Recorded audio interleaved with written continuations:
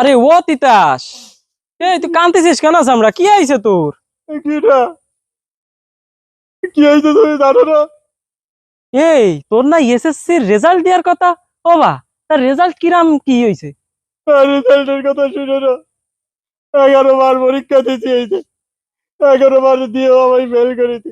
11 বার পরীক্ষা দিছিস? ওই আরে তুই এতবার পরীক্ষা দিলি কি রে? ওই স্কুলে, আমি যে স্কুলে পড়ি, হ্যাঁ।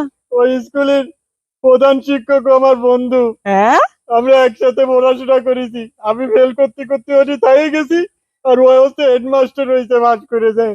তো ওই ও আমার বন্ধু হয়ে আমারে পাস করাই দিল না। এ তো তুই 11 বার ফেল করলি, এবারও পাস করতে পারলি না?